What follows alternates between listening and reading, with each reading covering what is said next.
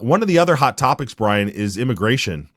And Senator Kelly Anthon in the Senate State Affairs Committee presented a bill that I haven't looked at it yet. I don't know, but it was interesting how he framed it today, based on all the things that are going on in our country right now.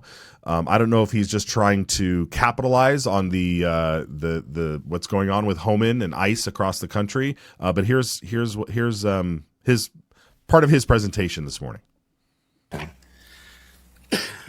Today. In particular, what this act will do is a number of things. It is focused primarily on finding those people who are in the country illegally and in the state of Idaho illegally, who are dangerous criminals. It will help us identify them, detain them, and then make sure that they are deported from the state of Idaho.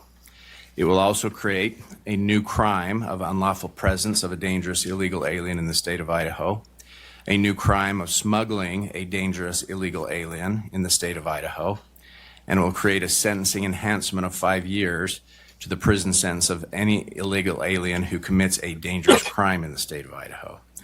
And with that, Mr. Chairman, I ask that RS 32110 be introduced. Okay, Brian, I have a number of questions here, but what's your first take on this?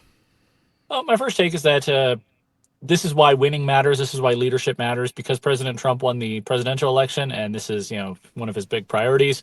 I think you're going to see a lot of Republican state governments that maybe would have been hesitant to do anything about the issue. They're going to be falling in line. Obviously, there's still a disconnect here.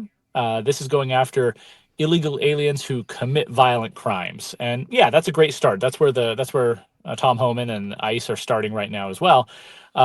But we know, the McClure Center came out and said we probably have at least 35,000 illegal aliens in Idaho that are working, and that are, obviously not all of them are committing violent crimes. But as the president's press secretary said the other day, just the act of being here illegally is already a crime.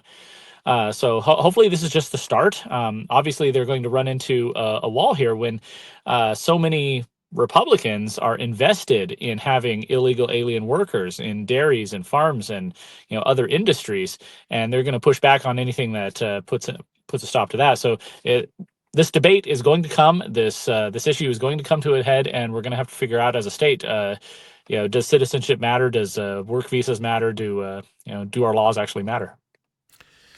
Yeah, and very good points. But a couple of things that I noticed here was it sounded a little bit contradictory, because again, he wanted to go after violent criminals who are here illegally and deport them, but then also he talked about something about a 5-year sentence for criminal illegal aliens. So I don't know if you deport them and then insist that the country put them in jail for 5 years, or we hold them for 5 years, give them 3 square meals a day, and then deport them. So I'm very interested to look at the language of this bill and see what it really does, because also aren't we going after violent criminals anyway? That's one of the primary purposes of our law enforcement and what our government should be doing, right? Of course, on the other side, there's Representative Jaron Crane. He has his bill that he just reintroduced today that handles things on the law enforcement side once they pick someone up who's an illegal alien.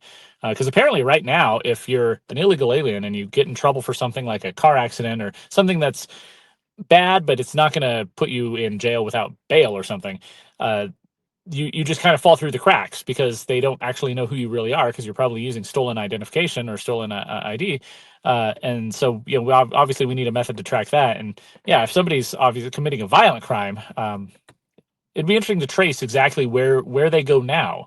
Do they just sit in the system and not be deported, or do they, are they released and then we never see them again? It's questions that need answers.